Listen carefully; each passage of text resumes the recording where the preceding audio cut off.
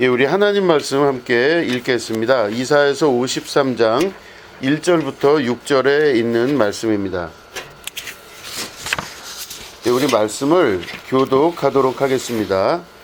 우리가 전한 것을 누가 믿었느냐? 여호와의 팔이 누구에게 나타났느냐? 그는 그 앞에서 자라나기를 연한 순 같고 마른 땅에서 나온 뿌리 같아서 고운 모양도 없고 씨체도 없은즉 우리가 보기에 흠모할 만한 아름다운 것이 없도다. 그는 멸시를 받아 사람들에게 버림받았으며 간고를 많이 겪었으며 질고를 아는 자라. 마치 사람들이 그에게서 얼굴을 가리는 것 같이 멸시를 당하였고 우리도 그를 귀히 여기지 아니하였도다.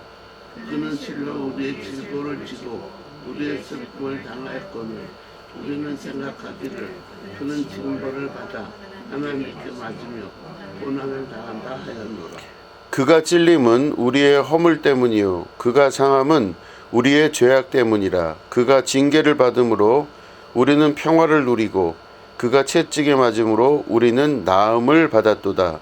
우리는 다 양 같아서 그릇 행하여 각기 제 길로 갔거늘 여호와께서는 우리 모두의 죄악을 그에게 담당시키셨도다. 아멘. 예, 오늘은 흠모할 것이 없도다라는 제목 가지고 함께 말씀을 나누도록 하겠습니다.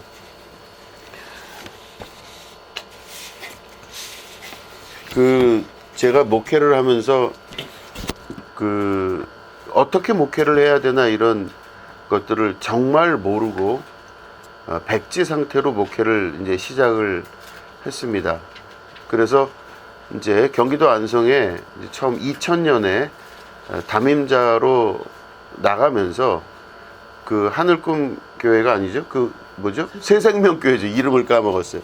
새생명교회의 담임자가 되면서 거기서 이제 목회의 시작을 하게 되었는데 아무것도 모르는 겁니다. 어떻게 해야 될지를 몰랐어요. 물론 이제 오랜 시간 전도사 생활도 하고 뭐 이런저런 신앙 교회 생활의 경험은 당연히 있지만 참 몰랐습니다. 근데 그럴 때 이제 하나하나 내가 정리해 나가면서 어떻게 해야 될까라고 할 때 내 속에 들었던 생각 중에 하나가 바로 뭐냐? 반면교사였습니다. 반면교사란 말은 어떤 선생이 있을 때 그 선생의 잘못된 점 혹은 부족한 점들을 내가 파악하고 나는 그렇게 하지 말아야 되겠다 이런 생각을 하며 목회를 했습니다. 그러니까 이 말은 그동안 이렇게 살아오면서 겪은 여러 가지 목사님들이나 혹은 신앙인들의 잘못된 점들을 생각하면서 나는 그렇게 하지 말아야 되겠다 이렇게 생각을 했어요. 그러면서 이제 쭉 시간이 지나면서 제가 이제 소위 어릴 때 이렇게 쭉 자라나면서 받았던 상처들이 있지 않습니까? 이렇게 어떤 목사님에게 상처를 받는다든가 하는. 그런데 왜 그 상처를 내가 입었을까 막 생각을 할 때 이건 내 잘못이다 이렇게 생각할 수도 있고 저건 저 목사님 잘못이다 뭐 이렇게 생각할 수도 있는 이제 계속적으로 그 상처가 있기 때문에 생각을 하게 될 거 아니에요.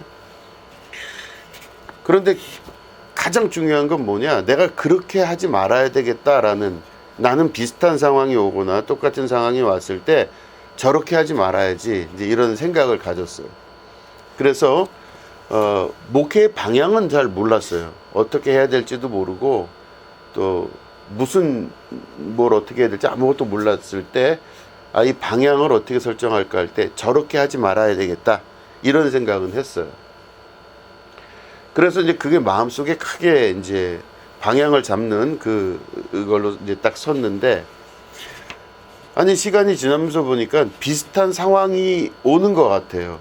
예를 들어 그 목사님이 겪었을 때 그 목사님이 처했던 상황과 내가 목사가 돼서 겪는 상황에 비슷한 것들이 이렇게 오게 됐어요. 근데 확실한 건 그 목사님이 왜 그때 저런 식으로 행동했나를 지금쯤 되니까 이해를 하는 거예요. 그럴 수 있겠구나. 저럴 수 있었지. 이렇게 생각이 들어요. 아, 그럴 수 있겠구나 라고 생각이 들지만, 그 제가 뭐라 그랬습니까? 반면교사, 나는 그렇게 살지 말아야 되겠다 라고 하는 거를 지키려고 했어요.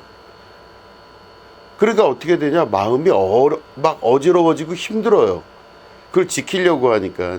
그 목사님이나 나나 상황이, 물론 이제 시간이 좀 지난 차이가 있지만, 똑같은 상황을 맞이했을 때 나는 어떻게 해야 되나 할 때, 나는 그렇게 하지 말아야 되겠다라는 생각이 있는데 보니까 쉽지가 않은 거예요. 다시 말해, 옛날에 나에게 상처를 줬던 그 목사님이 그때 그렇게 상처를 줄 수 있었던 이유는 알았는데, 그 목사님처럼 안 하려고 하는 게 쉽지가 않더라는 거죠. 아, 굉장히 어려웠어요. 그래도 뭐 몇 퍼센트라 말할 수 없지만, 그래도 상당히 높은 퍼센트로 대부분의 그런 일들을 안 하려고, 또 이때 그 비슷하다고 느껴지는 상황이 왔을 때 굉장히 신중하게 생각하면서 과감하게 그래도 나름대로 결단을 내리고, 어렵지만 그 어려운 길을 가서 온 게 지금까지의 모습입니다. 그래서 그 어려운 일들을 겪으면서 현재 완성되고 만들어진 현재의 내가 되었다, 이제 이렇게 말씀드릴 수가 있는 것이죠. 그러면서 그 일들이 쭉 지나가면서 제 안에 들었던 생각이 뭐냐, 진짜가 무엇인가에 대한 내 속에 막 강한 그 욕구가 생겼어요. 아, 진짜 하나님은 나에게 뭘 요구하시나, 그리고 나한테 어떤 것들이 있어야 그 하나님의 역사가 진짜 나타나나, 이렇게 생각을 막 하게 되었습니다. 그런데 중요한 건 바로 뭐냐, 제가 겪었던 많은 목사님들 뿐만 아니라 많은 사람들을 겪으면서 성경 말씀 안에 있는 이 말씀이 진리구나 라는 것을 알게 됐어요. 그게 뭐냐면, 하나님이 이 땅에 우리들을 태어나게 하시고, 우리 가운데 하나님이 자신의 모습을 드러낼 때, 그 드러내는 모습 자체가 굉장히 흠모할 만한 것이 없게끔 나타나시더라는 겁니다.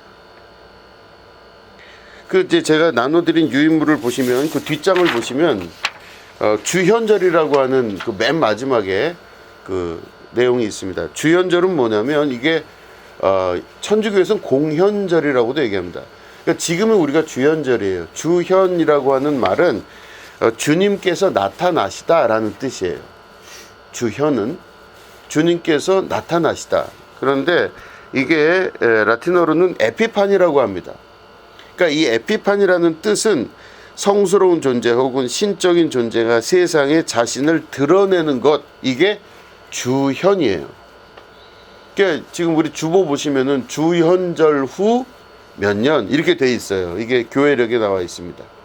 주현절, 주님께서 우리에게 나타나신 것을 기념하는 절기, 이거예요. 그런데 하나님은 진리이신데, 이 진리이신 하나님이 이 세상 가운데 자신을 드러내는, 나타내는 주현이라고 하는 이걸 볼 때, 사실은 말 그대로만 하면 하나님이 이 땅에 자기를 나타내신다 할 때 되게 멋있잖아요. 하나님이 자신을 드러낼 때 뭔가 있어 보이잖아요. 최소한 천지 만물을 지으시고 온 우주의 주인 되시며 우주의 창조자이신 하나님이 자신을 드러낸다 할 때는, 야, 이건 대단한 거잖아요. 그런데 성경의 기록대로 보니 하나님이 이 땅에 자신을 드러내는 모습이 흠모할 만한 것이 없게끔 드러내시더라는 겁니다. 물론 우리가 읽은 본문 말씀 이사야서 53장은 오실 그리스도, 곧 예수님의 탄생에 관한 예언적인 말씀으로도 나오고 있습니다. 그런데 예수님이 이 땅에 태어나시고 곧 하나님이 이 땅에 태어나실 때, 이 땅에 나타나실 때 바로 우리 안에 우리 눈에 보이는 그 모든 것들로는 하나님의 모습을 인식할 수 없을 정도로 그분은 흠모할 만한 존재로 나타나지가 않는다는 거예요. 아무 매력이 없어요.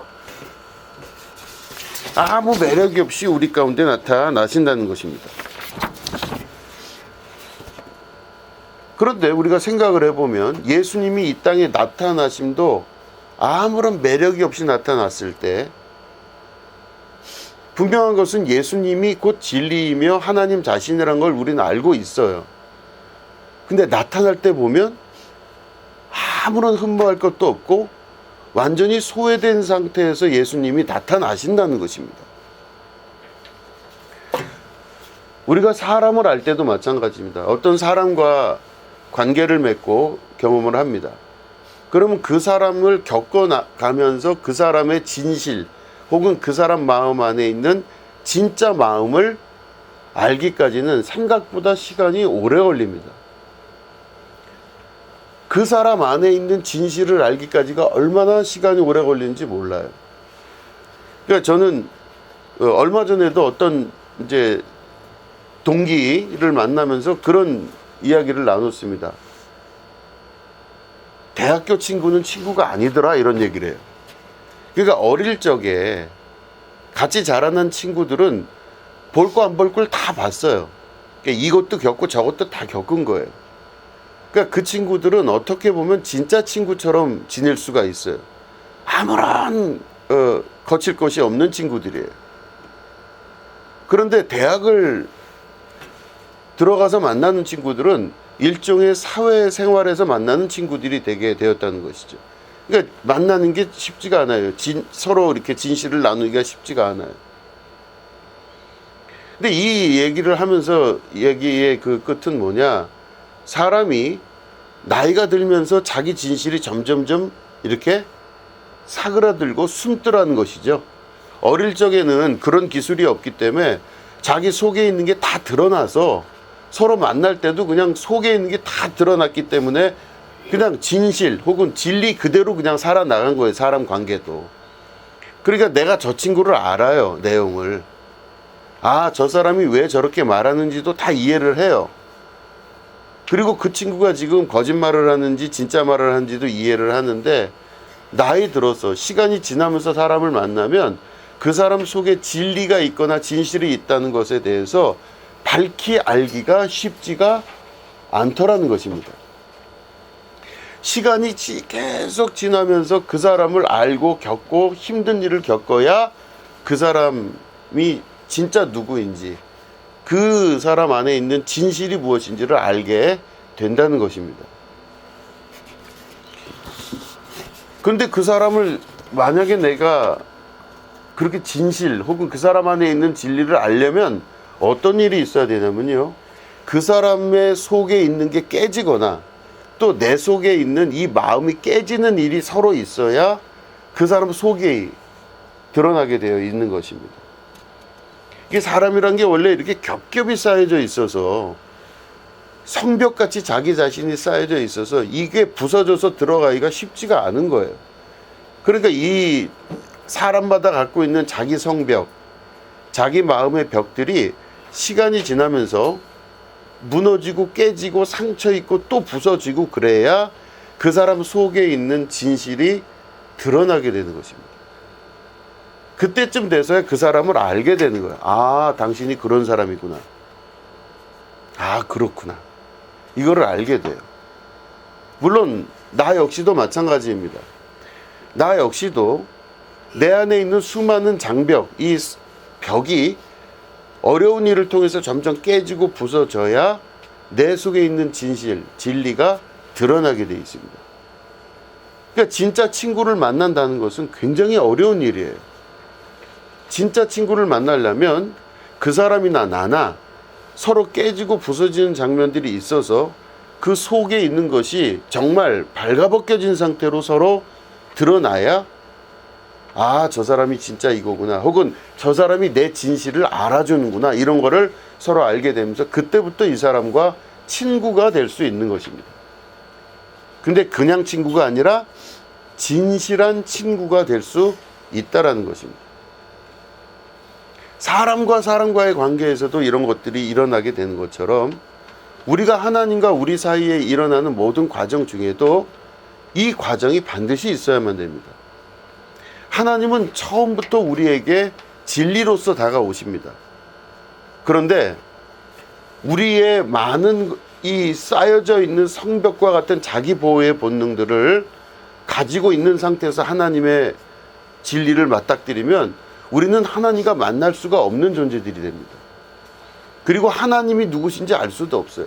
그러니까 하나님은 자기 자신을 드러내는 방법, 자기 자신의 진실, 자기 자신의 진리를 드러내는 방법을 우리에게 나타내시는데 그 나타내는 것이 바로 주현입니다.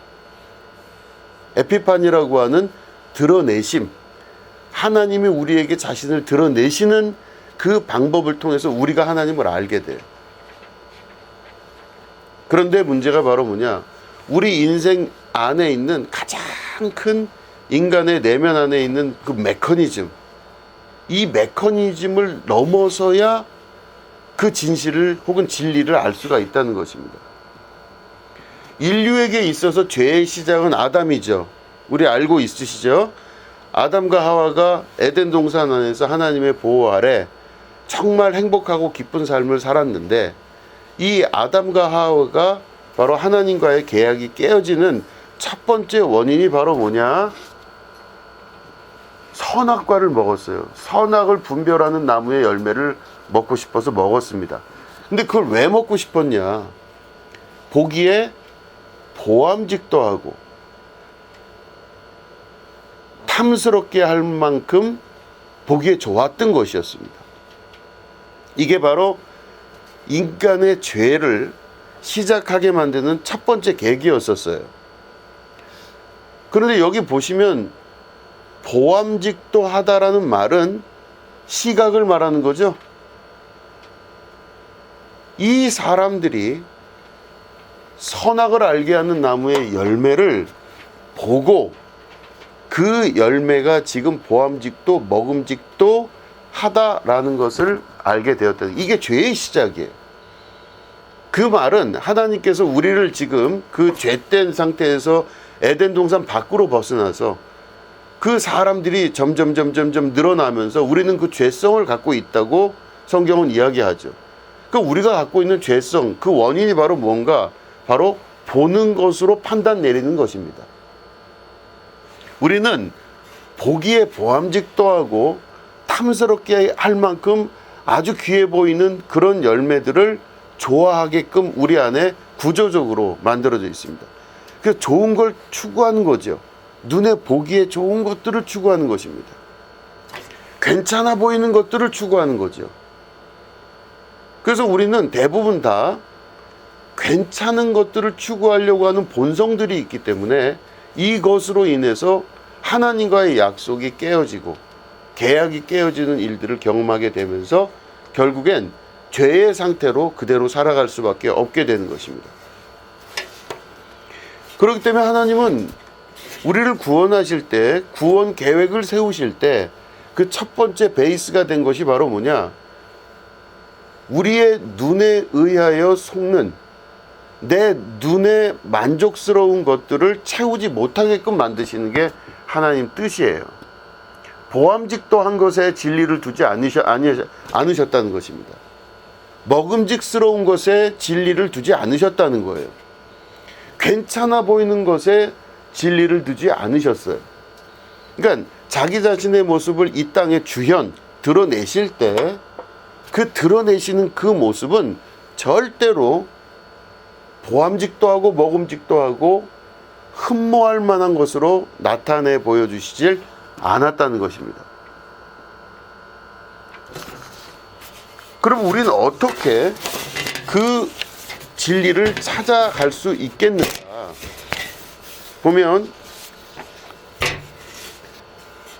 겉으로 보이는 모습이나 내가 생각하기에 괜찮아 보이는 모습 안에 진리가 있다고 절대 생각하지 말아야 된다는 것입니다. 저는 요번에 어저께 뉴스를 잠깐 보다가 보니까 슈카이브라고 하는 사람이 구속됐대요. 슈카이브 김태광이라고 자칭 재림 예수라고 하는 사람입니다. 깜짝 놀란 건 저한테 어떻게 해서 들어왔는지 알고리즘으로 이 사람 유튜브가 들어왔었어요.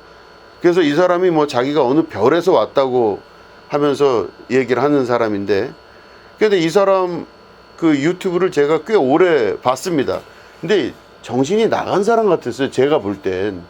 이게 말도 안 되는 얘기를 거기 이렇게 하고 있더라고요.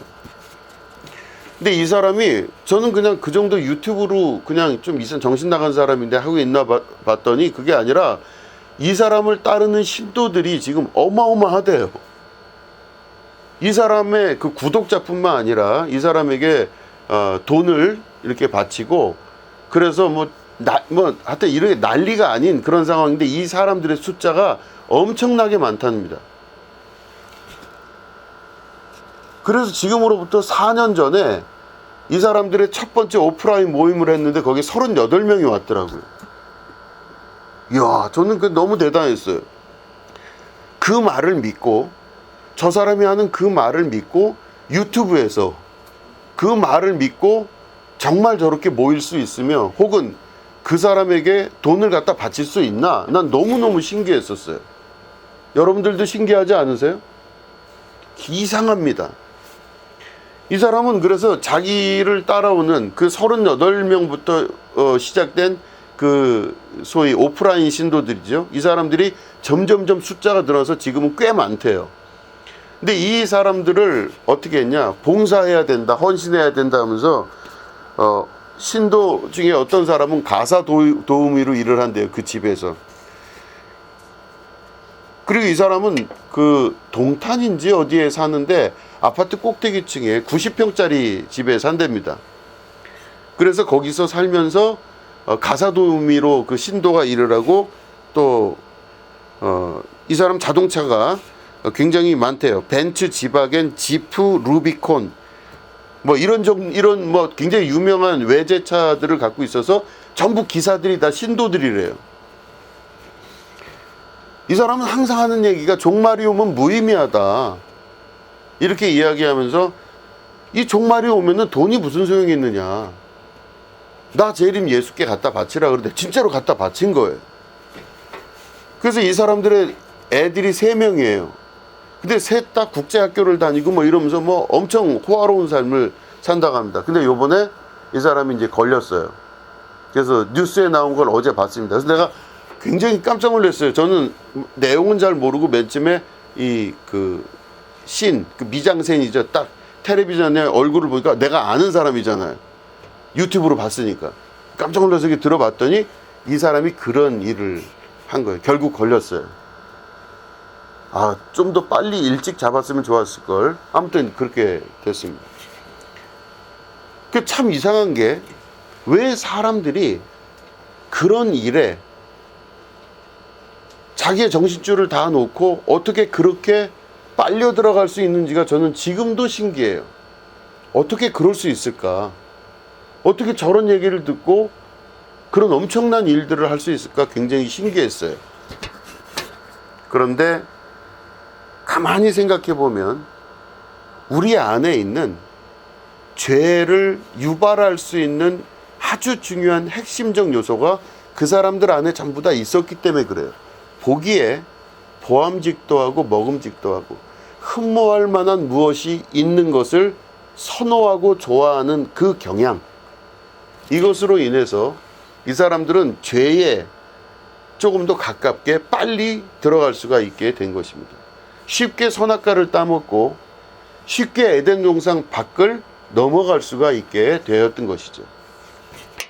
어찌 보면 우리들 안에서도 그런 눈으로 보기에 괜찮아 보이고 좋아 보이는 것들이 내 안에 한 발짝 발을 움직일 수 있는 계기가 될 수가 있다는 것입니다.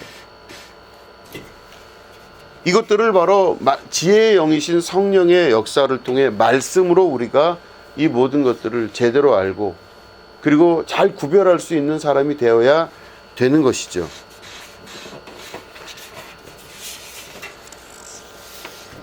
그런데 진실 혹은 진리를 만나기 위해서는 바로 하나님께서 우리에게 나타나신 주현이라고 하는 단어에 다시 한번 우리가 이렇게 집중하면서 보면, 하나님은 우리 가운데 나타나실 때 그래서 좋은 모습으로 나타나시질 않는 거예요. 아주 멋져 보이고 괜찮아 보이고 아름다워 보이는 모습으로 절대로 나타나시지를 않는다는 겁니다. 그러니까 저는 그제 그런 생각을 했었죠. 아니, 이게 전도하기가 힘들고 어렵고 이런 얘기를 많이 하지만 실제로 보면 예수님이 그런 모습으로만 나타나시지 않으셨어도, 그리고 그런 결론을 맺지 않으셨어도 기독교가 전 세계에서 가장 큰 종교로 자리 잡을 수 있었을 겁니다. 아니면 다른 말로 하면 모든 사람이 구원받을 수 있는 아주 쉬운 방법이 있었을 거예요. 어마무시하게 크신 하나님으로 예수님이 나타나셔서 모든 사람에게 오병이어의 기적을 일으키셔서 먹고 마시는데 전혀 부족함이 없고 세상에 둘도 없이 좋은 것들로 다 공급해 주시고 그랬으면 아유, 하나님께서 얼마나 크게 영광을 받으실 수 있었을까 생각을 하게 됩니다. 그런데 하나님께서 인간의 구원 계획 안에 예수님을 보내주실 때 그렇게 안 해주신다는 거예요. 즉 여러 번 얘기했잖아요. 예수님이 부활하실 때, 죽으시고 부활하실 때, 최소한 거기 한 1000명에서 2000명 정도 있는 데서 부활하셨으면 차라리 나을 거예요. 근데 예수님의 부활 장면을 본 사람도 몇 안 돼요. 왜 그러셨을까? 전 아직까지 이해가 안 됩니다. 그런데 이 모든 것 안에 비밀이 숨어 있다면 하나님께서 그 모든 나타나심, 우리에게 나타나시는 그 증거 자체가 신비하고 대단해 보이고 멋있어 보이고 그러려니 하는 것들에 대해서 철저히 감추셨어요. 잘 드러내질 않으셨다고 하는 것입니다. 자, 오늘 나눠드린 이 말씀 용지 여기 보시면 마태복음 13장 44절부터 48절입니다. 우리 같이 읽도록 하겠습니다. 우리 교독하겠습니다. 천국은 마치 밭에 감추인 보화와 같으니 사람이 이를 발견한 후 숨겨두고 기뻐하며 돌아가서 자기의 소유를 다 팔아 그 밭을 사느니라. 또 천국은 마치 좋은 친구를 구하는 장사와 같으니 극히 값진 진주 하나를 발견하며 가서 자기의 소유를 다 팔아 그 진주를 사느니라.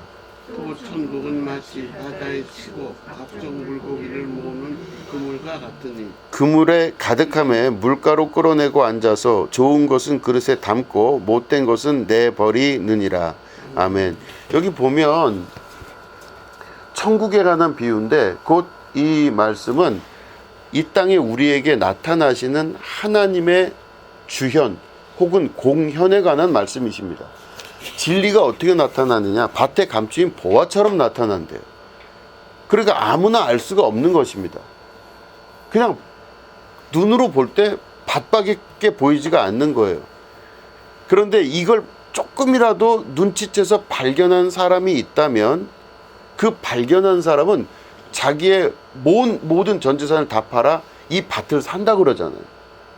그 안엔 자기의 가진 것보다 훨씬 더 큰 진리가 그 안에 숨어 있기 때문에 모든 복의 근원과 모든 창조의 근원이신 하나님 자신이 그 안에 계시기 때문에 모든 것을 다 팔아 글로 그 밭을 산다고 얘기하고 있습니다.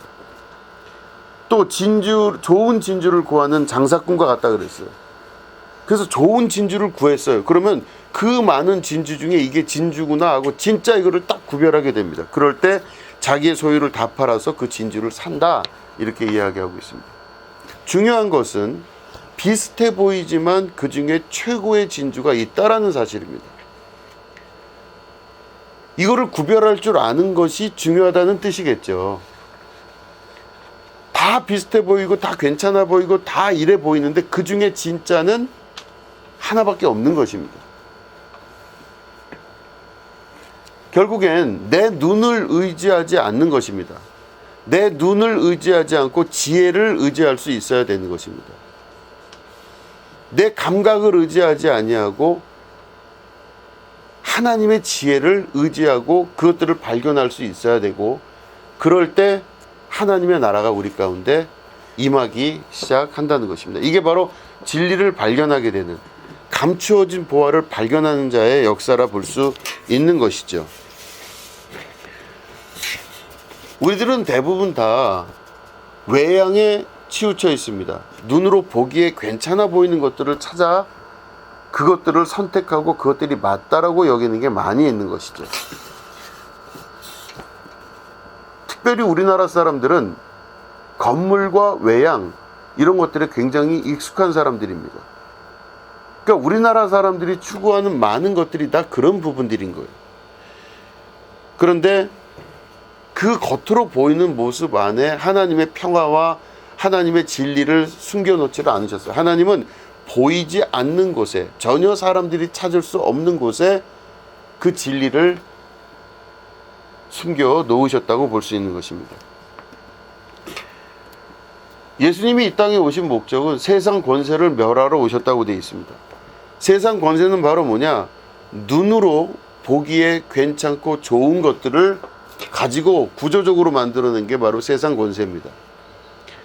그런데 거기에 우리가 속지 아니하고 그 너머에 있는 세계를 보는 것이 중요하다는 것이죠.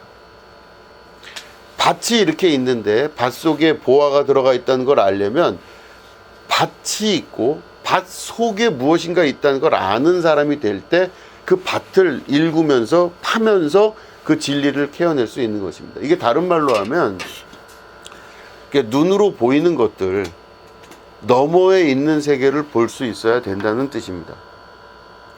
눈으로 보이는 것들 너머의 세계에 진리가 있다는 걸 발견할 수 있으셔야 돼요. 눈으로 보이는 것들을 믿지 말고 이 보이지 않는 세계로 우리가 들어갈 수 있어야 이 사람이 진리를 발견하는 자가 되는 것입니다. 설교 서두에 말씀드린 대로 눈으로 보이는 것을 넘어서서 그 속에 있는 진리를 발견하기 위해선 그 벽이 무너져야 되고 그 경계가 무너져야만 되는 것입니다. 그러기 위해서는 인간관계 안에서도 여러 가지 어려운 일들을 겪으면서 내가 부서지고 저쪽이 부서져야 서로의 진리를 알 수 있듯이 내가 하나님의 진리를 알기 위해서는 내 안에 쌓여져 있는 수많은 격벽이 무너져야 그 다음 세계를 볼 수가 있는 것입니다. 중요한 것은 바로 내가 진리를 찾고자 하는 의지를 가지고 있어야 된다는 것입니다. 그 안에 있는, 그러니까 눈으로 보이는 세계 말고 그 보이지 않는 세계에서 일어나는 일들을 알고자 하는 그런 욕망과 소망이 있어야 된다는 것입니다. 여러 철학자들도 사실은 같은 얘기를 하는 거예요. 헤겔이라는 사람이 있습니다. 헤겔 여러분 잘 아실 거예요. 정신학이라고 하는 이런 책도 쓴 아주 유명한 사람입니다. 이 사람은 변증법도 유명한 사람이죠. 이 헤겔이라는 사람이 이야기하는 제일 중요한 건 뭐냐? 헤겔은 이 세상의 주인이 누구냐? 바로 정신이라고 봤어요. 헤겔의 정신학에서 보면 이 사람의 세상의 주인이 누구냐? 정신이다 이렇게 봤습니다. 헤겔은 정신은 그 가장 절대적인 존재이자 모든 것의 근원으로 봤습니다. 그러니까 정신으로부터 모든 게 다 나왔다고 봤습니다. 근데 우리는 개별적으로 다 정신들이 있습니다, 지금. 그런데 한 사람이 죽으면 그 죽은 이후에 그 사람의 정신은 없어진다고 생각합니다. 그런데 실제로 헤겔은 그 사람의 정신이 없어지지 않는다고 이야기합니다. 왜냐? 그 사람의 정신이 옆에 있는 그 누구나 그 사람의 말을 들은 어떤 사람에게 그 정신이 옮겨간다고 보는 거예요.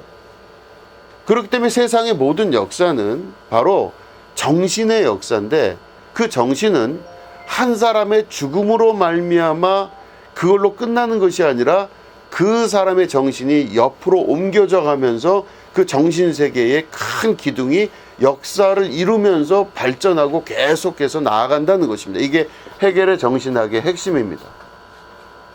그러면 나는 지금 어느 정신이 나에게 들어와서 나는 그 정신 자체의 역사를 내가 경험하고 살고 내가 이러고 있다가 내가 죽고 나면 내 정신이 누군가에로 옮겨져서 또 그렇게 큰 정신세계가 나아가게 되는 것이죠.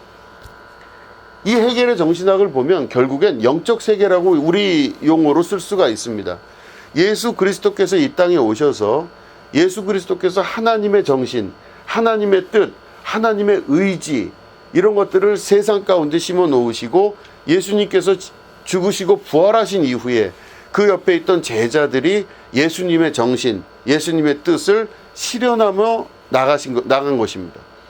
이게 사마리아와 땅끝까지 이르러 예수님의 증인이 되며 또 전달자가 되면서 이 모든 구조가 완성이 되어 갔던 것. 이게 곧 하나님의 나라, 하나님의 정신의 핵심인 것입니다. 근데 어떤 사람은 그렇게 그 하나님의 정신을 받지 않아요. 어떤 사람은 자기 욕망, 눈에 보이는 것을 소망하고 눈에 보이는 것을 좋아하고 그것으로 결론 낸 사람들은 세상에 둘도 없는 이기주의, 개인주의, 독단주의 이런 것들을 받아들이기도 합니다. 수많은 우상들의 세계 가운데 자기 욕심들을 그걸로 채우기 원하는 사람들이 되면 하나님의 정신, 하나님의 뜻이 그 안에서 나타나지를 못하는 거예요. 우리는 어떤 정신을 가지고 사는지, 나는 지금 어떤 내 안에 정신이 있는지를 돌아볼 수 있어야 됩니다. 하나님의 말씀 안에서 보면 우리는 하나님의 뜻, 하나님의 의지, 하나님의 정신으로 오늘을 살아갈 수 있어야 되는 겁니다.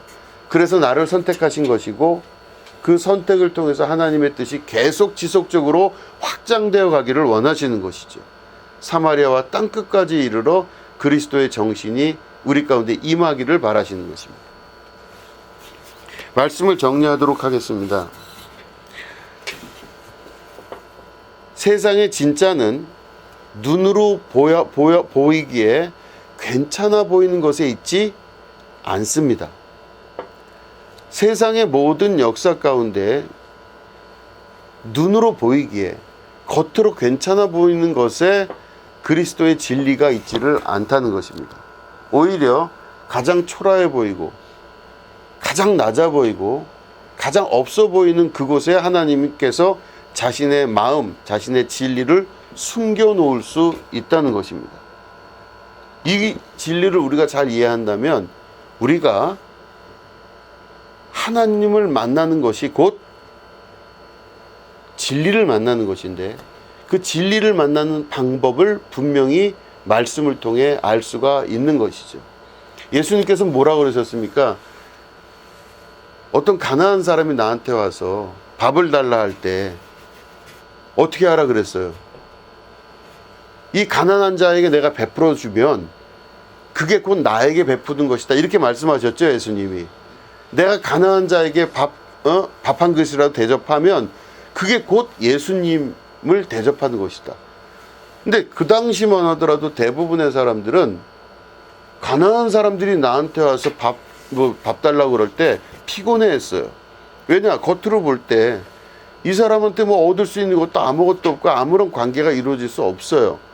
근데 그렇게 될 때 하나님의 진리를 만나게 된다는 게 예수님 말씀입니다. 겉으로 볼 때 후질그레하고 별로 탐스럽게 생기지 않은 그 존재에게 베풀 때 하나님의 나라를 경험하는 것입니다. 이게 사람에게 하는 것을 말하는 게 아니에요. 사람뿐만 아니라 우리가 생각하는 많은 것들 안에도 그 진리가 들어가 있습니다. 많은 사람들이 이건 아니지, 저건 아니지, 아유 뭐 거기까지 그렇게 해 라고 하는 사람들이 볼 때 아무렇지도 않은 그곳에 하나님의 진리, 보물이 숨겨져 있을 수 있다는 것을 우리가 말씀을 통해 깨달아 알게 되는 것입니다. 여러분, 오늘부터 우리의 시각을 바꾸게 되기를 주님의 이름으로 축원합니다. 내 눈에 괜찮아 보이는 것들은 포기하시고 내 눈에 괜찮아 보이지 않는 곳을 향해 한 발짝 한 발짝 나아가기를 축원합니다. 쉽지 않은 길이지만 그 길을 선택할 수 있을 때 그곳에 하나님의 진리가 있다는 것을 믿음으로 확인하시기를 주님의 이름으로 축원합니다. 기도하겠습니다. 하나님 아버지, 우리는 구조적으로 좋은 것을 찾으려고 하는 의지가 강합니다. 그래서 우리는 보암직도 하고 탐스럽기도 한 그런 것들, 흠모할 만한 것들이 있을 때 거기에 우리는 무엇인가 투자하고 노력을 기울이고 무엇인가 얻을 수 있을 것이라 생각할 때가 많으나 주님 말씀을 기준으로 봤을 때 오히려 사람들이 외면하고 사람들이 선택하지 아니하는 그 모든 것에 진리가 있음을 알게 됩니다. 하나님, 오늘도 우리가 우리의 눈꺼풀을 벗기시고 우리가 진리를 바라볼 수 있도록 도와주시옵소서. 우리의 눈꺼풀이 벗어지는 그 고통의 순간이 오히려 우리에겐 기쁨이 되게 하시고 고난이라 여기지 않고 고통이라 여기지 않고 이 모든 것들이 무너지면서 장벽이 무너져 하나님 만나는 기쁨을 누리는 축복의 결과로 이끌어 주시옵소서. 감사드리며 예수님의 이름으로 기도드립니다. 아멘. 예, 드려진 예물 위해 기도하겠습니다. 하나님 아버지 감사합니다. 이 예물 위에 축복하여 주시고 이들이 물질의 어려움 당치 않도록 도와주시며 주님께서 이끄시는 신령한 은혜와 축복의 세계, 평안의 세계 가운데 머물게 주님 인도하여 주시옵소서. 감사드리며 예수님 이름으로 간절히 축복하며 기도드립니다. 아멘.